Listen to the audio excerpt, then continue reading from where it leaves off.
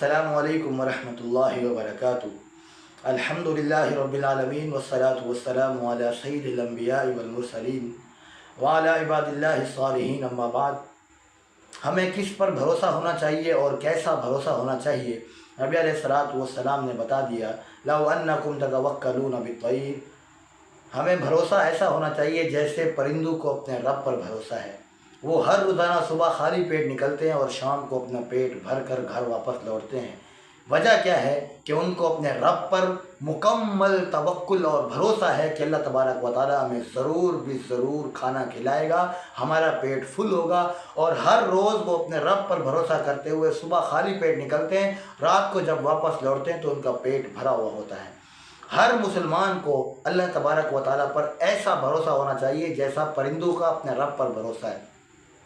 جو شخص اللہ پر بھروسہ کرتا ہے وہ کبھی خودکشی نہیں کرتا، جو شخص اللہ پر بھروسہ کرتا ہے وہ کبھی حرام خوری نہیں کرتا، جو شخص اللہ تبارک و تعالیٰ پر بھروسہ رکھتا ہے وہ کبھی چوری نہیں کرتا، کبھی ڈاکہ نہیں ڈالتا، کبھی ظلم نہیں کرتا، کبھی زیادتی نہیں کرتا، کیونکہ اس کو اپنے رب پر بھروسہ ہے۔ جو شخص اللہ تبارک و تعالیٰ پر بھروسہ رکھتا ہے وہ اپنے والدین کے ساتھ کبھی زیادتی اور ظلم نہیں کرتا۔ وجہ کیا ہے؟ وہ جانتا ہے کہ میرا رب مجھے دیکھ رہا ہے اور اپنے رب پر ہر وقت بھروسہ رکھتا ہے۔ اور اللہ تبارک و تعالیٰ وہ ذات ہے، اللہ نے اپنے کلام مقدس کے اندر فرمایا وَتَوَكَّلْ عَلَى الْحَيِّ الَّذِي لَا يَمُوتُ۔ اس ذات پر توکل اور بھروسہ رکھو جس کو کبھی موت نہیں آئے گی، جو ہر چیز سے پاک ہے۔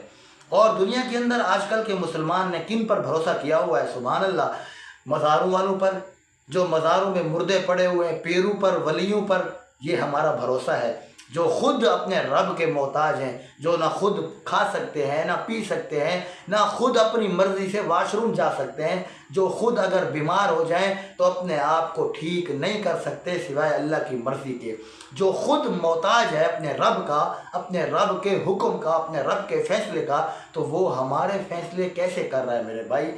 تھوڑا نہیں، مکمل سوچیں، ذرا توجہ سے سمجھیں اس بات کو کہ وہ ہمارے کو کیسے اولاد دے رہا ہے، وہ ہمارے کو کیسے معاملات آسان فرما رہا ہے۔ جو مر گیا قبر میں پڑا ہے وہ ہمارا پیر ہمیں کیسے شفا دے رہا ہے۔ تو بھروسہ صرف اور صرف اپنے رب پر کرنا ہے، پیروں ولیوں پر کوئی بھروسہ نہیں کرنا۔ اللہ سے دعا ہے کہ اللہ تعالی ہمیں عمل کرنے کی توفیق عطا فرمائے۔